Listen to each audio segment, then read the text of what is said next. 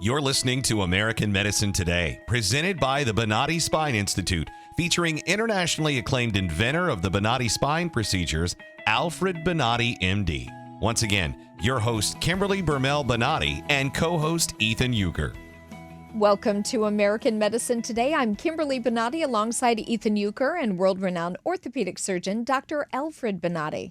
So a program that offers free vodka and beer to homeless alcoholics in San Francisco received backlash recently by those who question, the logic of feeding the addictions of the city's downtrodden.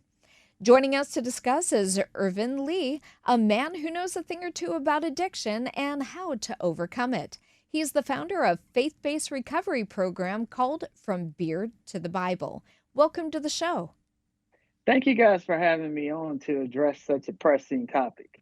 It is. Now, before we actually get into your story, what were your thoughts about hearing that San Francisco was really planning to give away alcohol to addicts? Well, nothing really surprises me anymore about California, but I think the program itself is reckless, careless, and unloving. Because why would you give a person something that ultimately you are keeping them in bondage to their addiction and can ultimately lead to their demise? Right. Absolutely.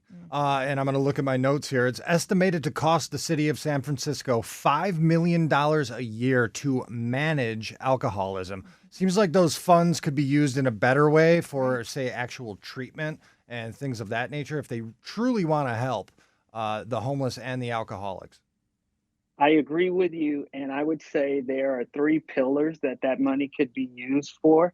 One is prevention, the other is treatment, as you mentioned, and then aftercare ongoing for those who've suffered and recovered from drug and alcohol addiction. I mean, as somebody who has seen it firsthand, just how terrible substance abuse problems can be, I mean, it doesn't make any sense that the city would say, hey, if you got a problem, come on in. And then I don't know how they're going to, not only is it not going to help these people get any better, but a lot of them are just going to be like, wow, this is amazing. It's like open bar anytime we want. We can just walk in, pour ourselves a beer, grab a shot of vodka. Again, it's San Francisco, so I should expect nothing less from Gavin Newsom and all those people out there. Pelosi. Well, the thing that I would say that it adds no real value.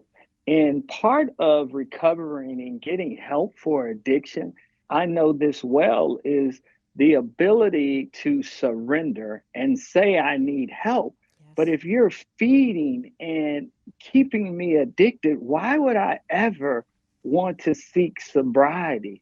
Where's the motivation in that? And the thing that really, really upsets me is I look at it and I say, where's the compassion and where's the love in that? My goal is to love God and to love others. That means all of the people who exist on planet Earth, including those who are addicted to drugs and alcohol. They need our love, our help, and our support more than most people. Now, why don't you tell us more about your story? Because you really had it all. You had a great career at a Fortune 500 company, prospering business, happy marriage. How did it all go downhill? Well, I found myself with what one would consider the American dream. I had a business, I had time, I had resources. But what was missing in my life was I felt like the world lied to me. They tell you if you get these material possessions, if you live in a certain neighborhood, you'll be happy. So I found myself with everything the world promised, and I was void, I was empty, I was depressed, and I was without purpose. And I like to say it this way: I had time, resources, and no God. And that's a horrible place to be. And I literally just sought to destroy myself through drinking. And I mean, walk us through sort of, the beginning of this, because what I understand, you actually, the business that you owned was a liquor store chain. Not saying they're mutually exclusive, but that had to have fed into how you became such a heavy drinker. Am I right? Yes, I would say so. most of my life, I have been in the beverage alcohol industry. So up until 3 years ago, that's the first time I did not derive any income from the sale, marketing, and distribution of alcohol. So I was always around it. What I really didn't know and understand that I was already predisposed to alcoholism.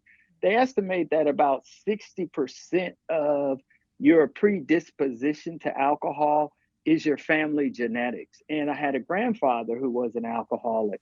So alcohol really became the substance that I would use, whether I was happy, whether I was sad, if I had a good day, argument with my wife. It was where I found my comfort. It was where I found my joy. And you're supposed to find those things in, my belief is in Jesus Christ. So I was finding those things in alcohol. And then I'm going to tell on myself, I love to sin. I love sin. I love partying. I love hanging out. And I love womanizing. And alcohol made it easier. It numbed my conscience. And a lot of that stuff, that so-called fun stuff that the world promises that will bring you pleasure, ends up actually doing more harm. And what you don't see is all the consequences that comes along with those fleeting moments of sin, fun. They actually turn into pain, consequences, and it sears your soul, your mind, your will, and emotions. And a lot of people fail to realize alcohol is a depressant. So I became depressed. So here I am sitting in the house. I got a business. I got a beautiful wife. And I found myself wanting to die. I actually asked the living God if I could have death. And his reply was quick, fast, and in a hurry. He said, no, I don't give death. I give life. And I need you to get up. So I got up and I spent 31 days in treatment. And the reason that my wife and I started the ministry is kind of twofold. One, as I got into 12-step recovery, I realized that a lot of the agnostics and atheists had taken that over. And I'm a firm believer in Christ, as I mentioned. And my wife also had such a problem trying to identify the resources available to addicts and alcoholics. So we sat out and said, after our struggle trying to find a treatment center, a counselor, that we didn't want anyone else to go through what we went through to get me into drug and alcohol treatment. It actually took my wife 48 hours to locate a treatment center. And it shouldn't be that way. And our goal is anyone who reaches out to us, we want to get you within 12 to 24 hours. We want you walking into a treatment center to find the relief that you need and the recovery. Yeah. I think when the government starts stripping God from the country, that's when free-for-alls happen and there's no consequence whatsoever, or at least that's what they try to tell people. And you have lived that harsh reality. Now, you talk about a spiritual sobriety kit. Can you delve into what you mean by that? Yeah, when I got to treatment, the amazing thing to me was the 12-step recovery book did not come with all the additional money that I was paying. So you had to buy that separately. And what happens with a lot of people when they get to treatment, they're at the end of the road. They don't have any money or they have very little money. So you've got to buy your own Bible. You've got to also provide your own toiletries, and you've got to buy the AA 12-step book. So part of our kit is we put all of that together for anyone who comes through our program so that you have that. And then the most important thing was my wife actually took my money and my credit cards when she checked me in. So I had no money to buy snacks, which was a humbling experience for me when a guy had to lend me a few dollars to buy me some chips and some soda. So we also provide those items in our sobriety kit as well. Well, I think it's a tremendous thing that you're doing, trying to help people really break addiction instead of feeding it like they are in San Francisco. Thank you so much, Ervin Lee, for being on the program and your recovery program, From Beer to the Bible. Okay. Thank you, guys.